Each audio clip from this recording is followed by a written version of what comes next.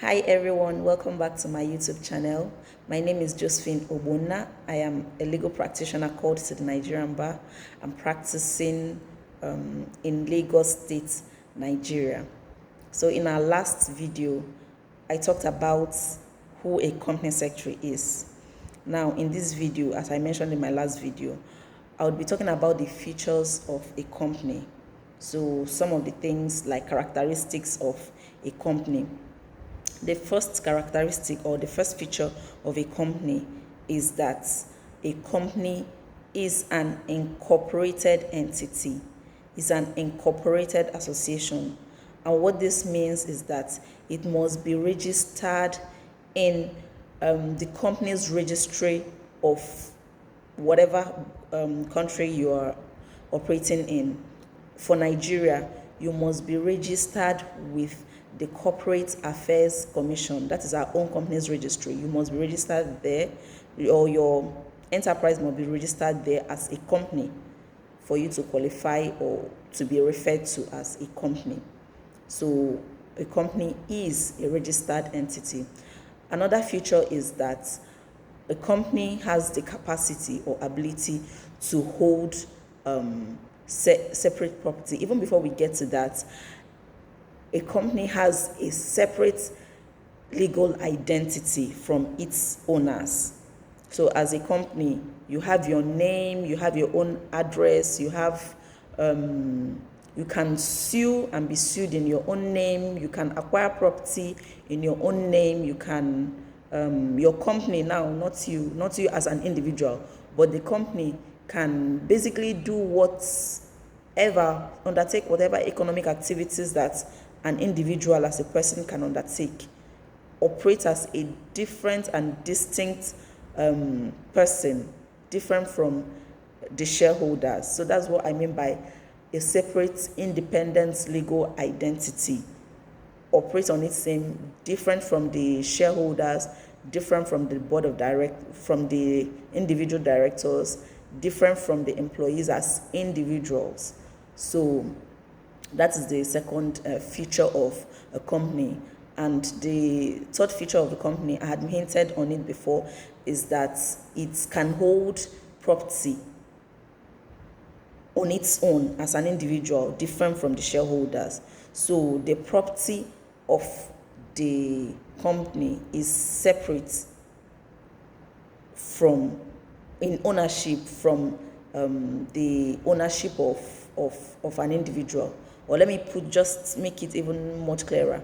The buses, the chairs, the cars, the computers of a company is owned by the company as a distinct individual from the shareholder. So this draws from the earlier feature I had mentioned, being the independent legal identity of the company.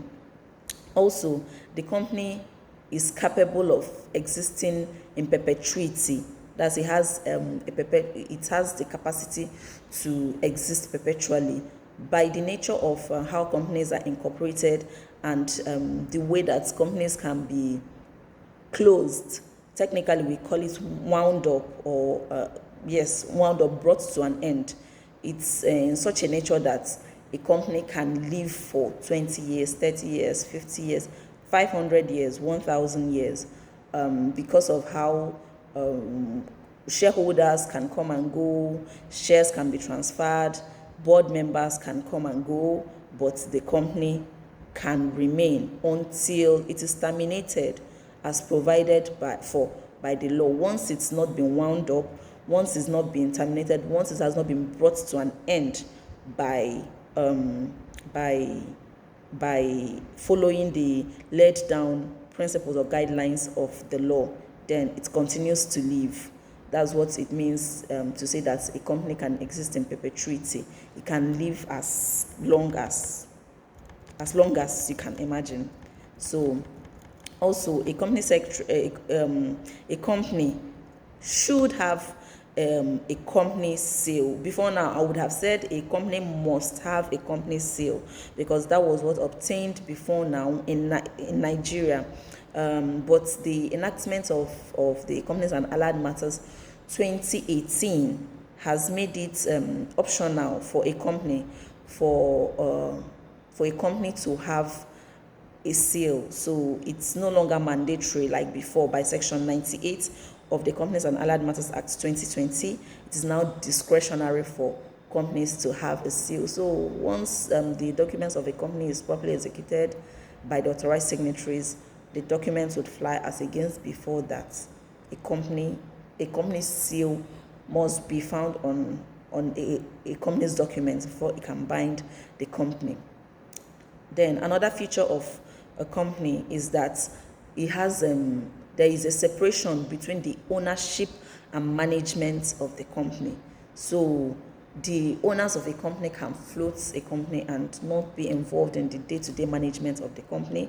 They can employ a managing director, they can employ a chief executive officer, they can employ staff to manage the company, they can stay year in, year out without coming in personally, physically to manage the company. So there is a distinction between the management and ownership of the company.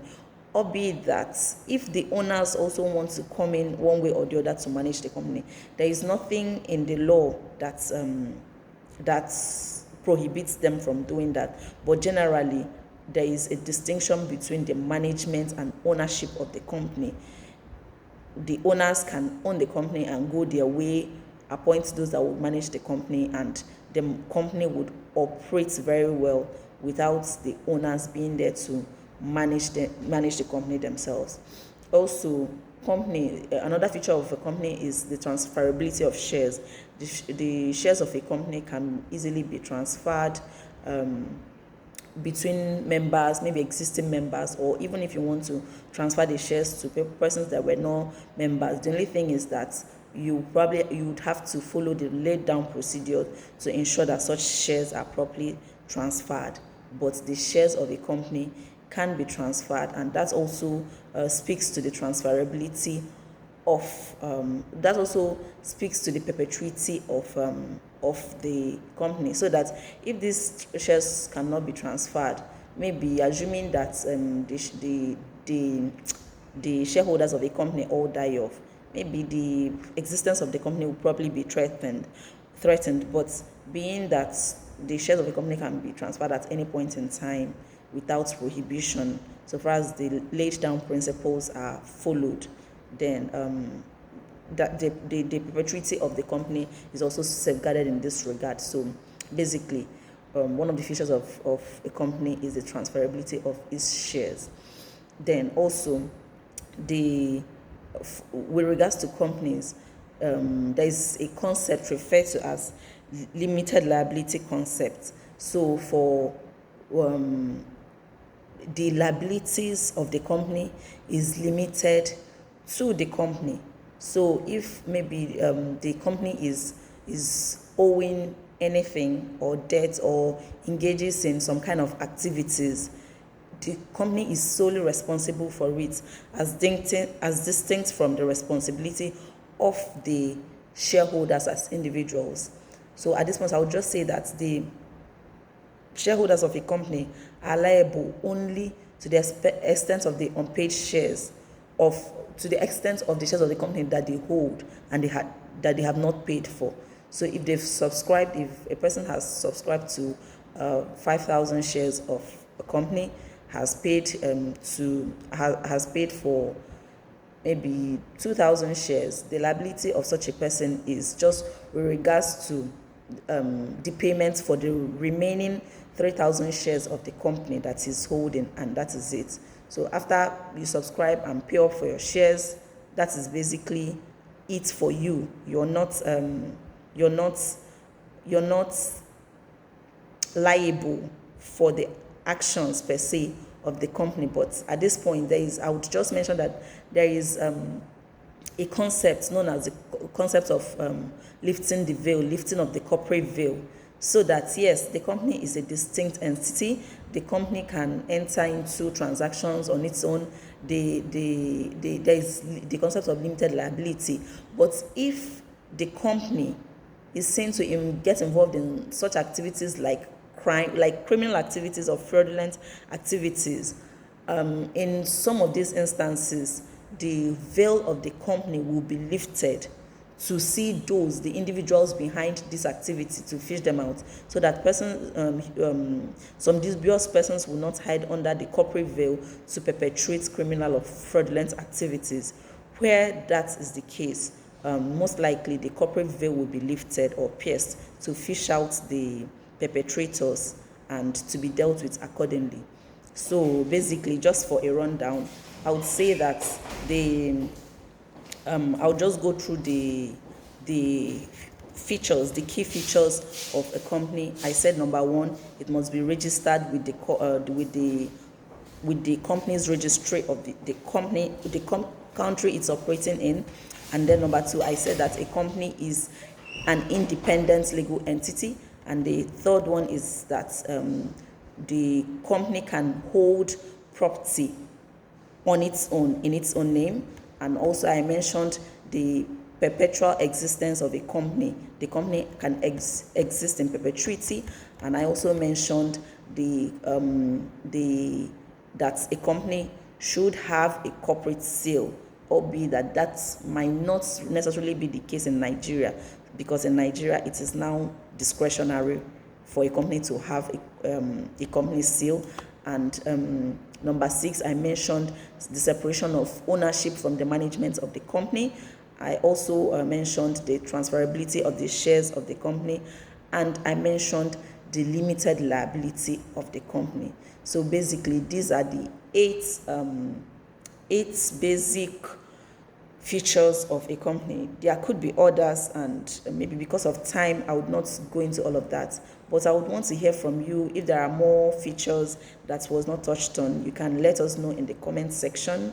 If there are any questions, if there is anything you need to add, or any modifications you want us to make or you want to bring to our attention in this regard, please feel free to let us know in the comment section. And please do subscribe, like, comment, share our videos with your friends, with your loved ones, with everyone you know that the information we are passing would be relevant to. And we'll see you in our next videos. Thank you very much.